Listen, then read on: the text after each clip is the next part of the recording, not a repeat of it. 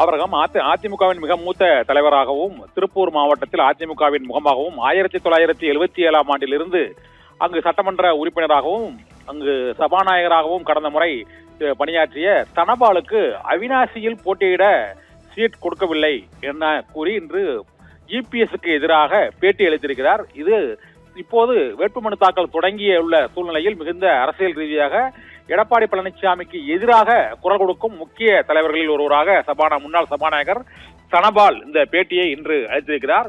18 எம்எல்ஏக்கள் ஆதரவை விலக்கிய போதும் ஆட்சியை தாம் தான் காப்பாற்றினேன் என்றும் இந்த முறை அவிநாசி மற்றும் ராசிபுரம் தொகுதிகளை பாரதிய ஜனதா கட்சிக்கு வழங்கியிருப்பது ஏற்றுக்கொள்ள இயலாது என்றும் அவிநாசி தொகுதியில் தாம் போட்டியிட விருப்பம் தெரிவித்து விருப்பமனு தாக்கல் செய்த போதும் அந்த தொகுதியை பாரதிய ஜனதா கட்சிக்கு ஒதுக்கீடு செய்ததால் தாம் புறக்கணிக்கப்பட்டிருப்பதாகவும் இப்போது அளித்த பேட்டியில் அவர் கூறியிருக்கிறார். இப்போது திருப்பூர் மாவட்டம் அவிநாசியில் தனபால் முன்னாள் சபாநாயகர் தனபால் எடப்பாடி பழனிசாமி மீது கடுமையான குற்றச்சாட்டுகளை கூறி பேட்டி அளித்திருக்கிறார். இது திருப்பூர் மாவட்டத்தில் அதிமுக வேட்பாளர்களுக்கும் மற்றும் அதிமுக தொண்டர்களுக்கும் இடையே மிகுந்த ஒரு பரபரப்பை ஏற்படுத்தி இருக்கிறது.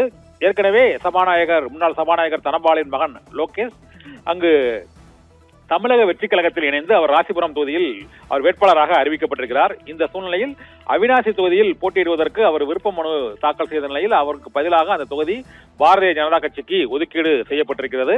அவர் 1977 சங்ககிரி தொகுதி, அதன் பின்னர் அவிநாசி தொகுதி உள்ளிட்ட பல்வேறு தொகுதிகளில் சட்டப்பேரவை உறுப்பினராகவும் ராசிபுரம் சட்டமன்ற தொகுதியிலும் அதிமுக சார்பாக போட்டியிட்டு அவர் சட்டமன்ற உறுப்பினராகவும் தேர்ந்தெடுக்கப்பட்டிருக்கிறார்.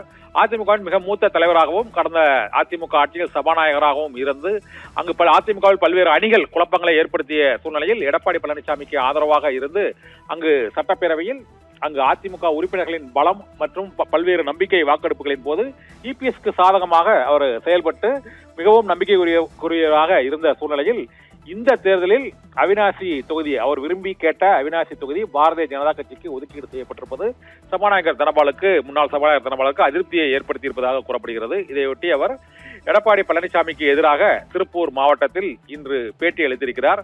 தமக்கு விரும்பி கேட்ட தொகுதியை தமக்கு வழங்கவில்லை என்றும் ஆட்சியை காப்பாற்றுவதில் தாம் முக்கிய பங்கு வகித்தேன் என்றும் 2016 இருந்து 21 வரை ஆட்சியை காப்பாற்றுவதில் தாம் மிக முக்கியமான பங்கு வகித்தேன் என்றும் கூறியிருக்கிறார். இவர் மறைந்த முதலமைச்சர் ஜெயலலிதாவின் நம்பிக்கைக்குரியவராகவும் எடப்பாடி பழனிசாமியின் நம்பிக்கைக்குரியவராகவும் இருந்த முன்னாள் சபாநாயகர் தனபால் இந்த முறை எடப்பாடி பழனிசாமிக்கு எதிராக அந்த கொங்கு மண்டலத்தில் செங்கோட்டையனுக்கு பிறகு தனபால் அந்த எதிர்ப்பை தெரிவித்திருப்பது அந்த கொங்கு மண்டல அதிமுக அரசியலில் பெரிய தாக்கத்தை ஏற்படுத்தும் என எதிர்பார்க்கப்படுகிறது. ஆபிரகாம்.